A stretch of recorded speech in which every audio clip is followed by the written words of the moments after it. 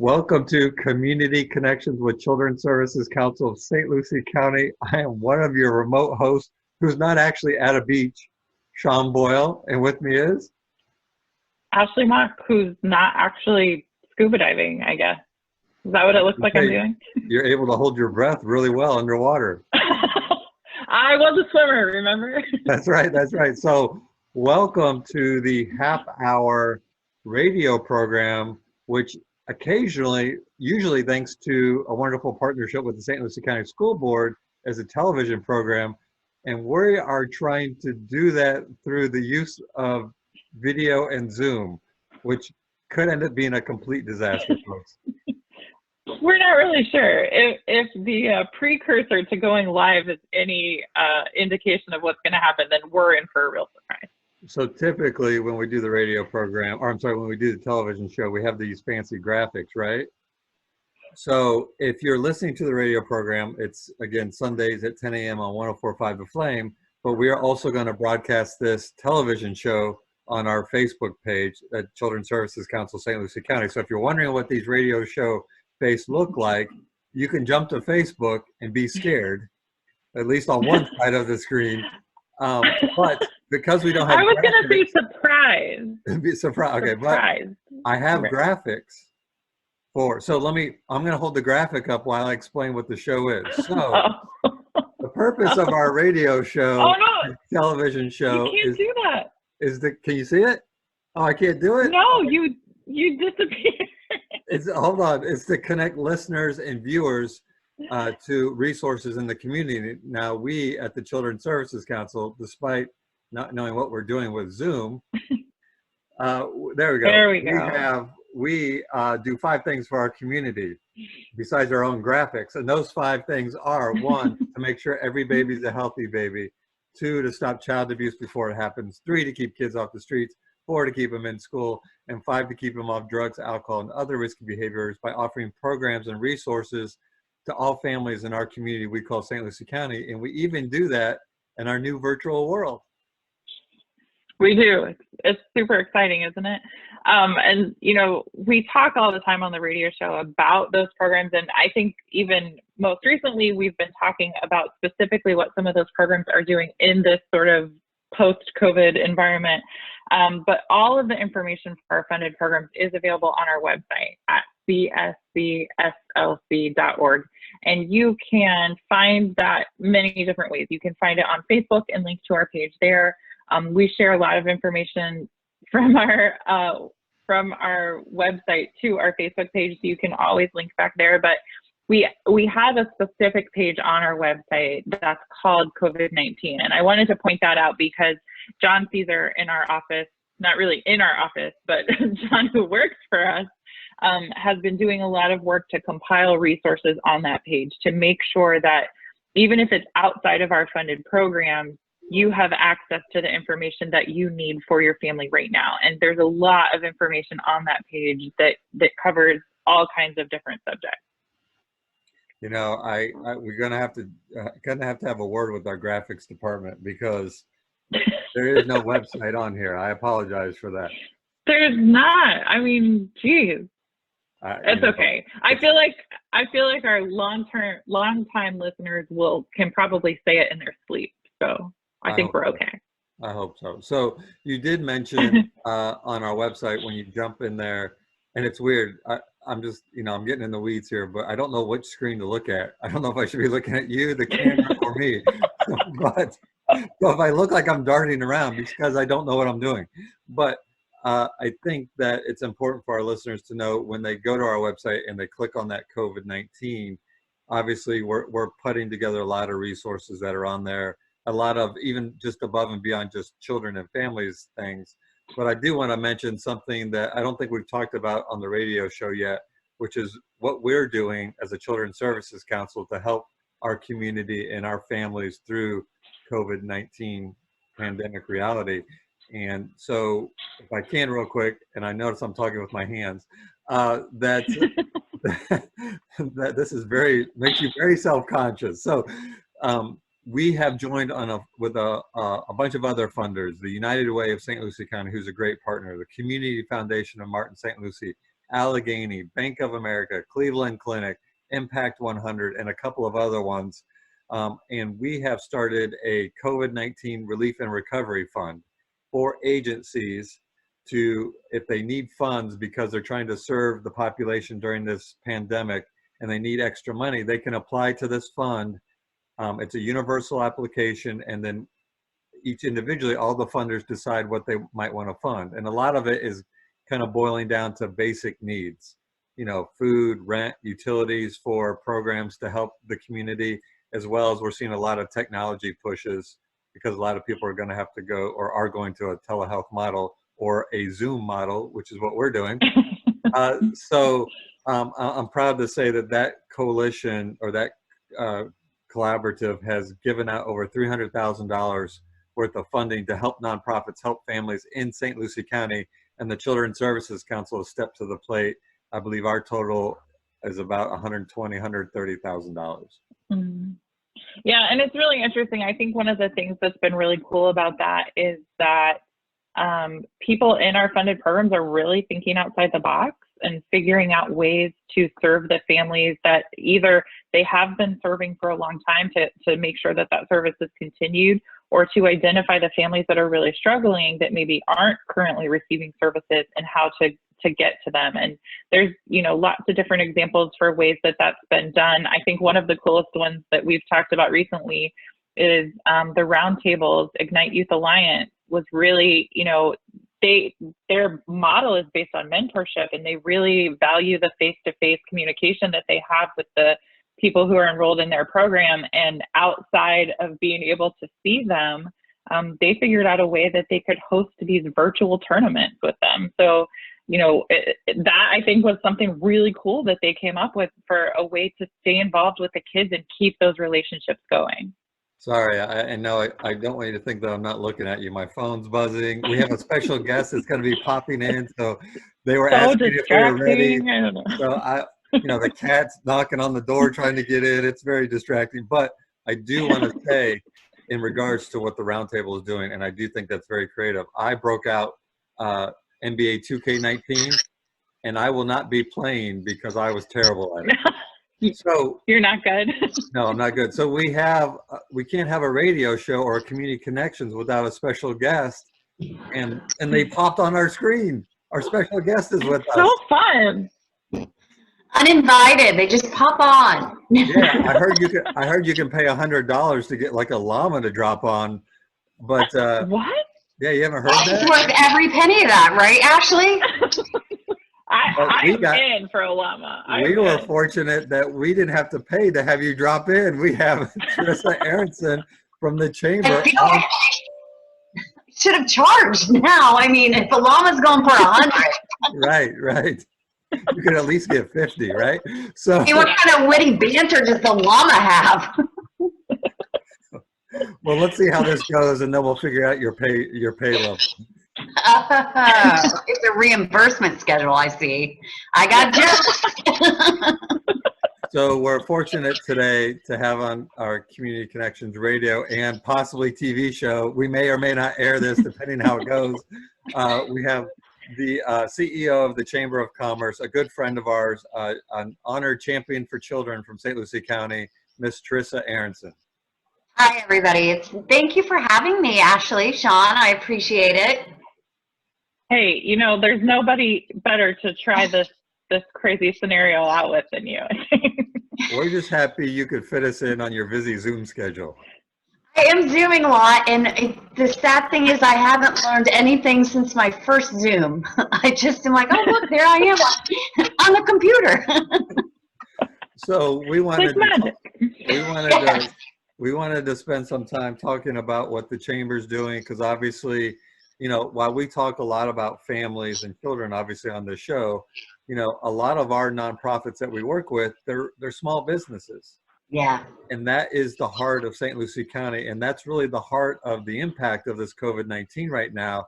Obviously, we're making sure, and we're doing all that we can. I'm doing these demonstrations with my hands, realizing nobody can see it, but you have to at least flashes of hand 6 feet away.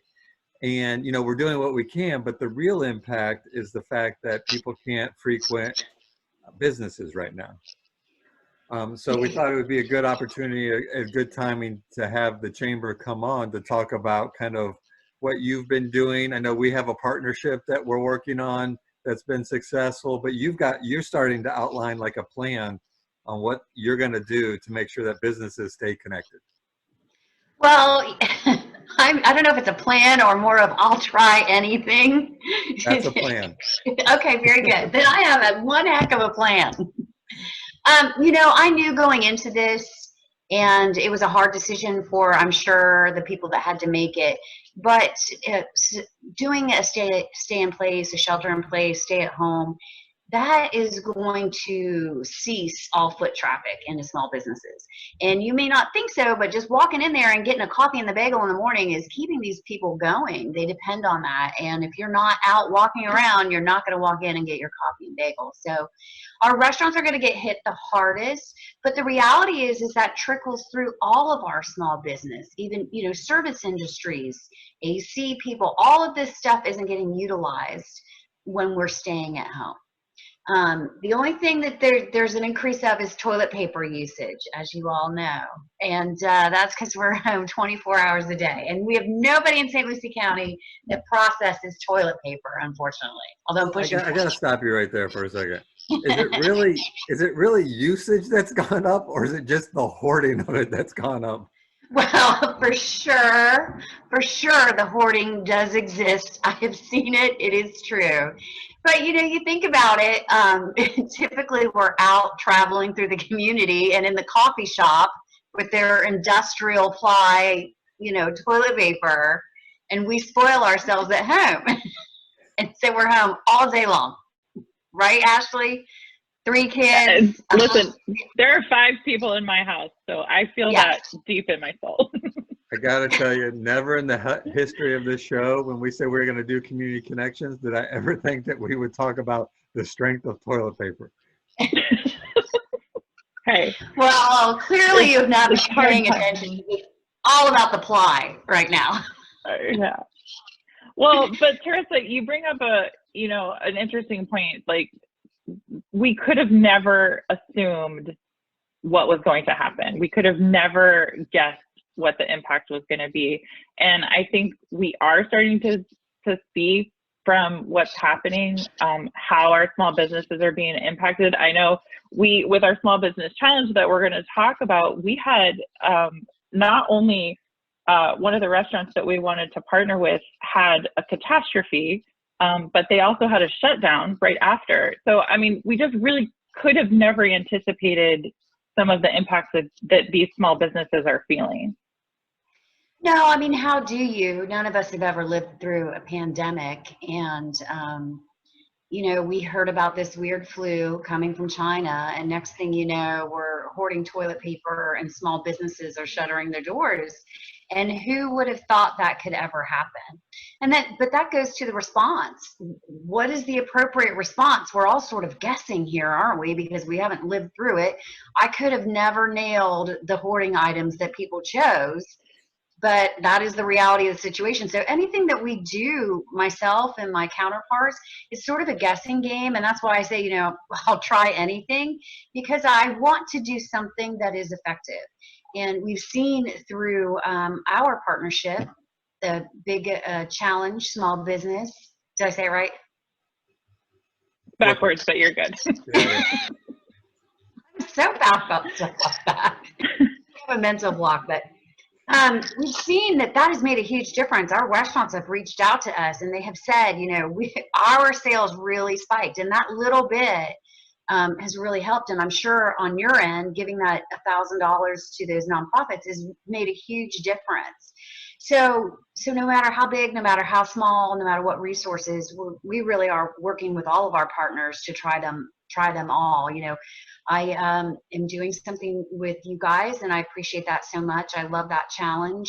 And then I'm going to venture into doing something with tourism development, because we really got to rebound there, and we're trying to do some staycations because we feel people are going to be reluctant to travel far. And you know, FP&L is going to partner with us with some webinars for small businesses, because I think that they're not sure where to turn either. There's a lot of information out there about PPPs and disaster loans and SBA, and but they're not really sure how to navigate those waters. And so anywhere we can help, you know, we definitely want to be a part of that. I think one of the strengths of the chamber outside of pandemic is the fact that because while our community continues to grow, we still kind of have that small community feel, if you will. And so Yeah. it's not unusual, you know, for, you know, businesses, you know, all variety to be connected somehow and to use each other and to support each other. And that was really the strength, or one of the major strengths of the chamber, is you facilitate that, the coming together and networking and connecting obvious and not obvious partners. And so now that we can't gather, I think it's really smart of you to make that happen in our new reality. You mean our virtual networking that we're going to be doing? Yeah. Well, I think that selfishly, I really could use some interaction with the others.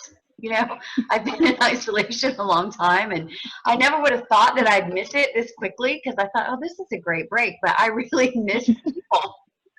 And so all my webinars are so serious. I mean, they're great information, but they're so serious. You know, I've been on calls with governor and the Florida Chamber and learning about loans, and I really could use a little levity myself, and I think that maybe other people can as well. So we're just going to go ahead and forge a new way of getting together and try this out. And it could be just like 100 barking dogs and everybody talking over each other. But like I said, we're going to try it. So if somebody's watching or listening, and God bless you if you're watching, if you're watching this show right now, and you're interested in finding out all that you're going to offer, because it sounds like from conversations both today and other ones that you're going to have like a whole weekly calendar of multiple things happening that people can jump in and out of at any time. We are. For chamber members, the webinars are for chamber members only, because those are an audience with, like, this next week is Congressman Brian Mast, and the Business Bowl is also really, we're hoping for members only. We say that, but we don't want you to have to put in a password and all that kind of great stuff, so you could sort of just click on. And then we're going to Facebook Live some of our Zoom calls that are typically talk shows like you and I do, All In. We're going to Zoom Live that. We're going to try. Are you Zoom Live? Are you Facebook Living right now with this? Look. Oh, no, we're not that brave. We're lucky that we can see each other. We're not ready to take that jump yet. I'm not any further along in the process, believe me, but we're just going to try it anyway, because tomorrow is our very first Facebook Live Zoom. So actually, we did one with the Port St. Lucie mayor, but his team took care of it. Tomorrow, we're on our own. But yeah, so we've got things that we're going to be doing on social media, you know, continually. We want people to know that we're still here. You're not alone. We're going to try to give you some piece of your old life, and hope that it fills some void for right now, because it's the best we can do. So do you have any advice for, you know, let's say there's small businesses out there that are maybe obviously struggling, or, I mean, is there a resource that they can go to, or someone they can call, or I know, for example, you know, there's been a lot of talk about the CARE stimulus and the PPP program, and I know you've gone through that, but is there any general advice? Because I know, you know, some of our listeners, you know, they work for small businesses. They do.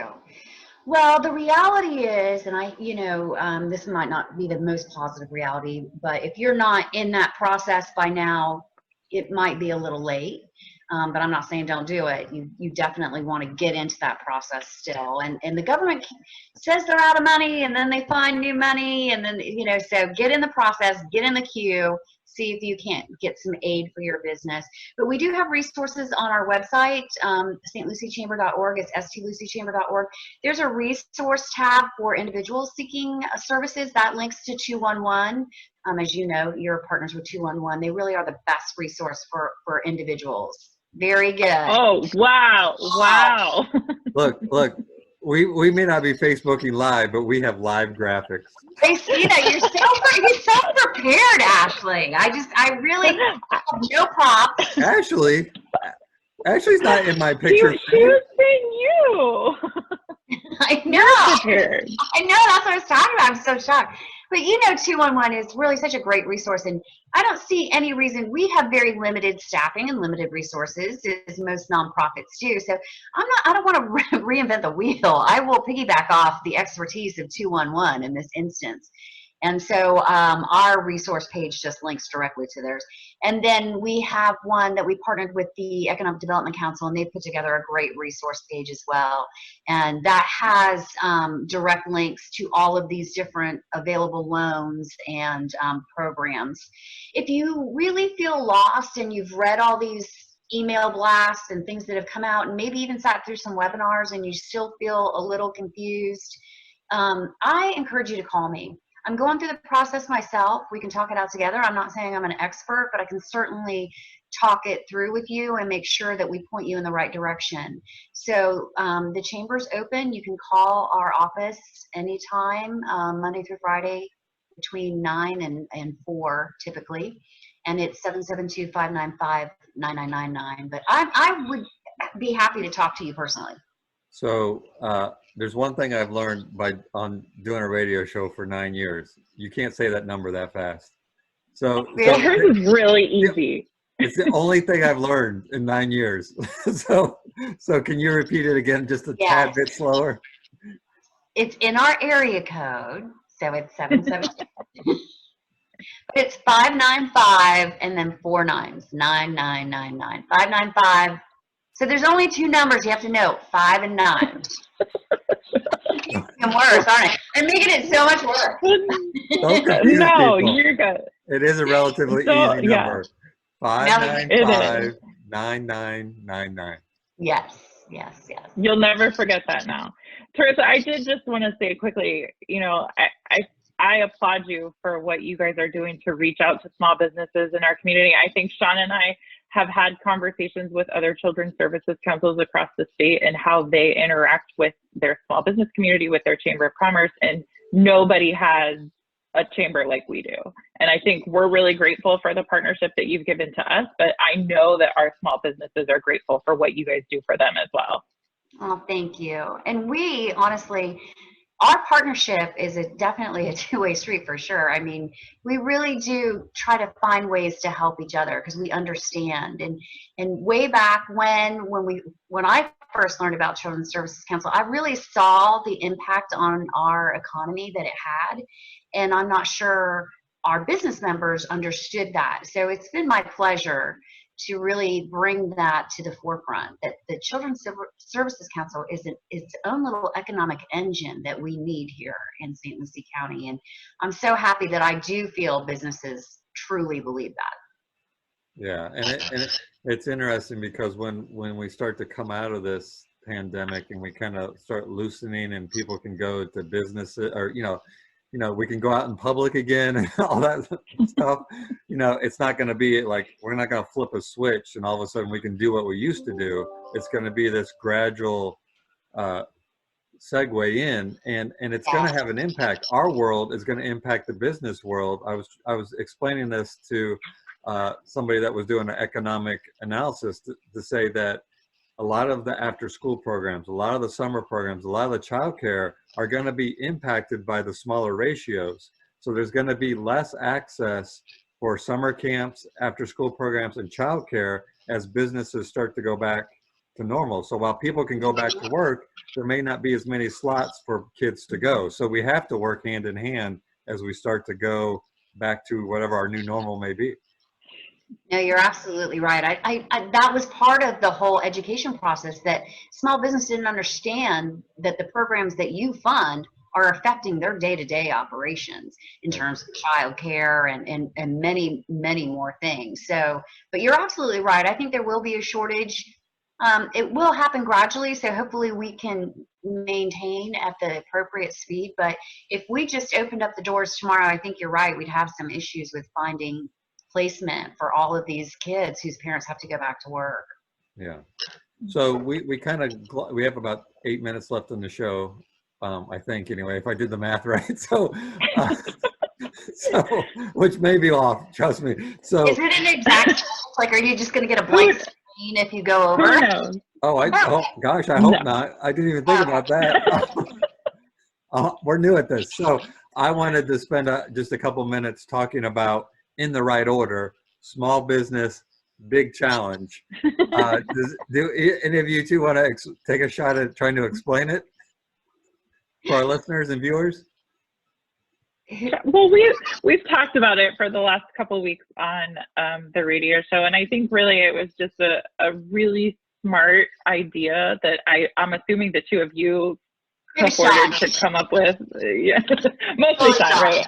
No. But no, that's true. You can own that. Come on. Yeah. But I think it's been really fun for me to be on the end that we are, because what we're basically doing is the chamber is identifying a small business, generally a restaurant lately, that we partner with one of our funded program partners, and any revenue that's generated from that business that day, on our specific day, is matched by the Children's Services Council up to $1,000. And we're making that donation directly to the program to support whatever it is that they need right now. I know from talking with some of them, a lot of them have used that to support their virtual learning, their virtual classes, whatever it is that they're doing.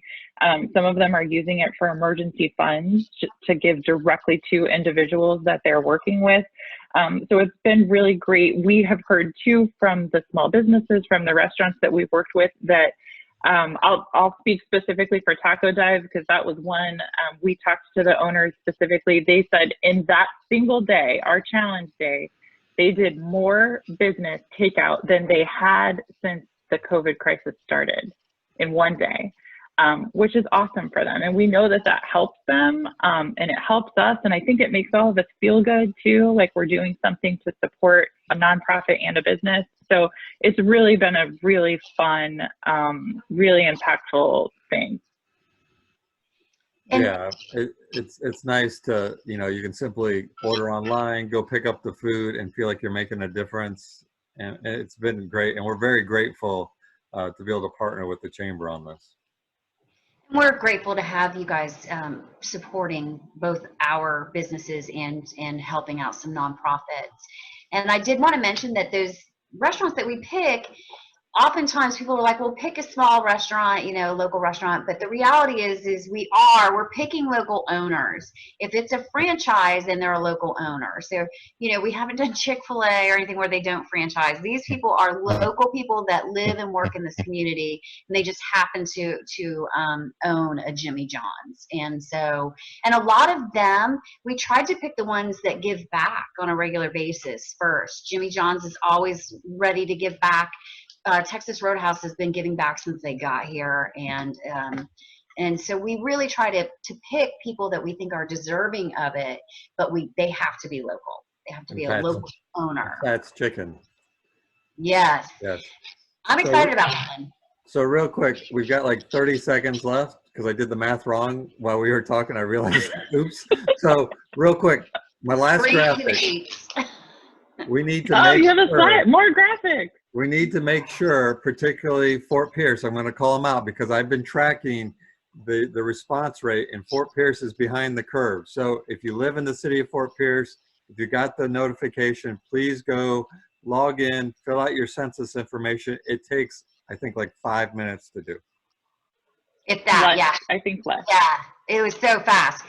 I have a question. So we're going to be telling them at FATS too, when they come to pick up their takeout, to please make sure that they've filled out their census. And so that's why we picked that particular restaurant, because it's in the neighborhood that we know is underreporting right now.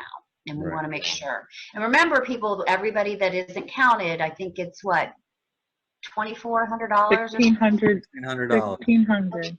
Well, let's just tell people 24. Okay. We need everybody to fill it out. All right, I gotta wrap up the show here. I think we're a little over. Just a reminder that it's maybe a monthly television show, maybe, but But you can find the show every Sunday at 10 a.m. on 104.5 The Flame, Community Connections. Thank you, Terissa, for coming on. Thank you for holding your breath that long, Ashley, in your aquarium. You got it. And remember, it's our children, our community, our future. We're all in this together. We'll see you next time. Bye, everybody.